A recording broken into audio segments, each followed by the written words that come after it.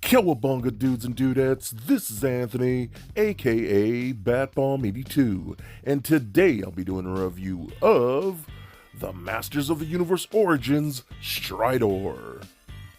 Now, as we can see, the figure comes in a large-scale window box packaging, and if we take a closer look at the top, we can see some really great artwork of He-Man riding Stridor, and I love the fact that we can see Fisto, we see Skeletor and a Roton. Hopefully in the future we get that vehicle. And if we take a closer look at the top, we can see a really cool hidden image of Sunman, which is one I am dying to get in the collection. If we also take a look at the side, we can see a really great artwork of a dragon from Dragon Blaster Skeletor, which is really cool. So that's another figure that I hope we get very, very soon. And if we turn the box around, we can see a really nice cross-sell of other figures from the line.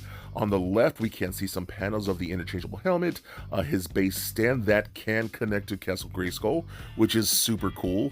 And if we look at the top, we can see some more awesome artwork, and this is something that I've loved with this line entirely. The artwork has been gorgeous. I love, again, the image of He-Man riding Stridor. I love Zor up there flying around, and I love the whole image of Castle Grayskull. It's just a beautiful piece. So with the box out of the way, let's go ahead and crack this figure open and let him breathe. Alright guys, now let's take a closer look at the Origins Stridor here. I think this is so cool. This is one that I have been definitely wanting. This is one of those toys from the original line that I never had as a kid. It's something that I remember seeing and like always just wanting. I was like, oh man, it looks so cool. A robotic horse who has like guns and turrets and things like that. I always thought that was so rad. So I never got the original and I never got the classics version. So this is actually my first Stridor in my collection, which I'm super happy about because again, I've been wanting that since childhood. So getting this in this Origins version is really cool to me. I think the head sculpt turned out great. I love the silver used here, looking awesome. All the sculpting on the neck, the blue eye, the helmet looks really good. You got that very vintage sticker on there with the axes, and they're like almost like a Viking type of helmet with looks like, I don't know if it's a shield at the bottom or whatever that may be, but he all got all kinds of like circuitries and panels and rivets and things like that, even down to the legs. I love the fact that the legs have the silver paint on there, which look really good. I believe even the classics didn't have any paint on the legs. I think that was like an early Super 7 figure because they just didn't add anything down here, but this looks really good too. He even got the sticker for like the grill or the vent for him. I guess that's his cooling system. So the air goes in there and cools his engines. With the same thing with the legs, looking really good. His butt's all silver. You got his tail sticking out right here too. Got a turret on the back. That back sticker of the seating looks really good too. Again, very vintage. Same thing with the sticker on the inside right there. You can see all kinds of like circuitry, you know, little board and things like that. So this just looks really cool. I'm so happy to have this again. This is something I've wanted for so many years, and I think Mattel just did a great job. I think they're doing a great job with the Origins line, period. But man, this is something I cannot. I'm just so happy to have him. So when you do open him up out of the box, there is some minor assembly required here, noting that the helmet does remove, so that's pretty cool, so I do like that. You do get the little side blasters right here that can just peg right into there, and you can put those in there, and they hold on there very well, so that's pretty cool. Get this one on this side. That looks really good too, like that, so that's pretty much complete. We also do get a base, which I think is really nice too. I love this so much. You can see the stone there from Castle Grayskull, and you do have to plug in the little fencing on there too, which I think is really great. And this can actually be plugged to your Castle Grayskull if you have one, which I do not yet, but I do plan on getting. So I think it's really cool. You can connect into there, and this is where he'll be able to like rest or you could tie him up to the fencing and whatever you want, like you know how they do with horses. But this also comes with a stand, which I think is really cool. You got a little peg down here, a little square system, and you can plug it into like that. Then you got a little peg up here. This does adjust how you want to, and it is ratcheted, so that's really cool. This is going to be for moving him into like a rearing position, so you can get him up like this. And just move this here, and you got a little hole on the belly like that, and you can just position him like so you can see him on his hind legs, which I think is super cool. I love this. This is how I've been having him posing on my shelves. I just think that's a really cool addition. So with him, we actually also do get a interchangeable helmet, so you can just take this off right here, and you got this big beefy one right here. Now this I believe is actually Night Stalker's helmet, which is like the evil version of Stridor here, and that looks cool. I do like it. I don't think I'll be posing with him with that on my shelves or anything like that. It just doesn't look like it fits him, you know what I mean? It just looks a little too menacing for this particular horse, but I do like it. And I do know the Classics version also came with this, so I'm not sure if it's the exact same mold. So if you guys have both, let me know if this is the exact same mold, because it kind of does feel that way. So anyways, we're going to put this one back on here because that just feels proper. We also get these here, which I don't know horse riding terminology, but are these stirrups? What you're going to do is take this little middle bar piece. His mouth is actually on a clamp, so you can open it up and it clamps back up. You're going to take that and put that in his mouth, and then you're going to pull these strings back like so. And this is how your rider is going to hold on to the stirrups here, so you can, guide a horse and how they do that. So that's pretty cool. Or you can just kind of like rest them in there if you want to, like that, have them rest in there, or you don't even have to have them on at all. It's entirely up to you.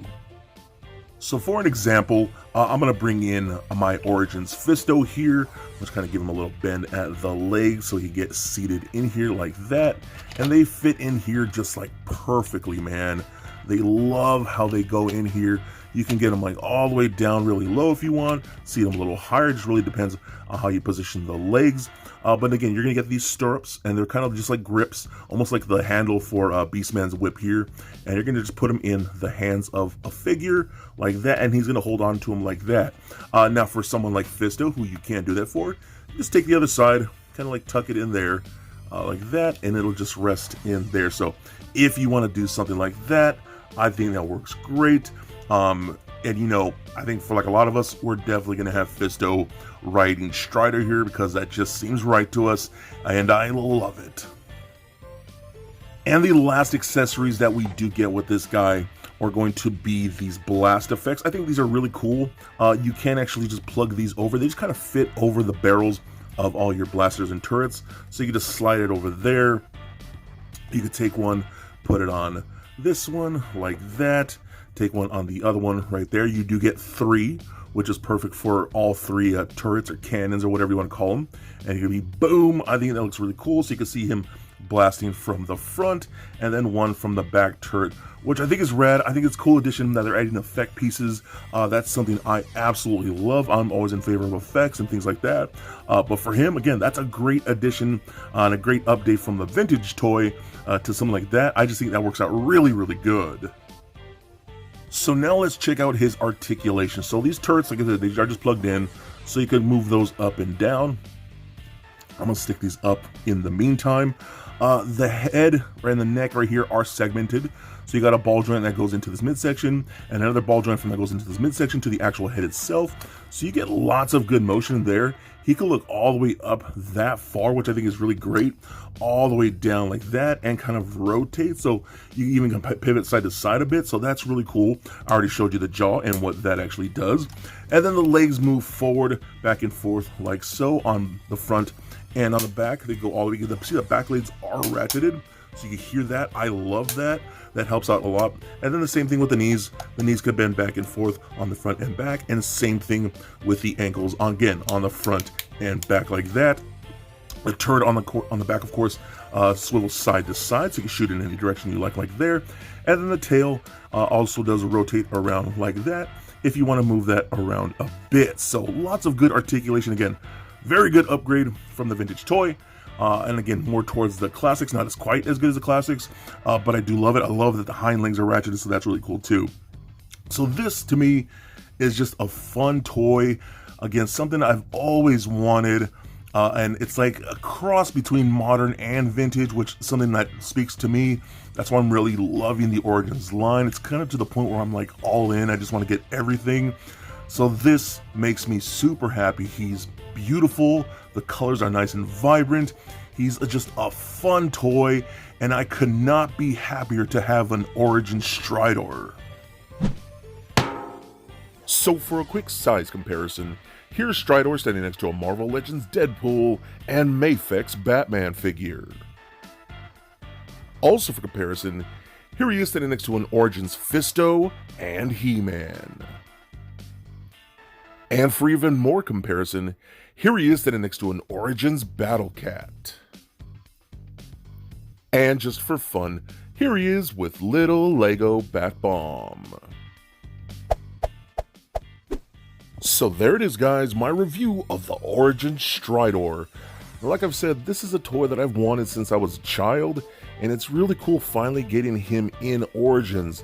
It has such a classic feel, yet with modern updates like the stand, the blast effect pieces, and the articulation. Man, I love this figure. I remember seeing it as a kid, absolutely just love it, and thought he was just so cool to have a robotic horse. I thought that was so rad, and man, as an adult now, I appreciate him. He's so fun. Again, I love that base where you can get him in that rearing pose. I think that's really cool, and the fact that you connected to a Castle Grayskull, which I will own one day, as soon as I can find one at a decent price. I love this piece, man. He's so much fun. Throw in one of your favorite action figures. For me, Fisto's going to be in there with Stridor, or of course. He's badass, he's beautiful, he's a fun toy, and in my opinion, a definite must-get. So be excellent to each other, and stay nerdy, my friends. Peace.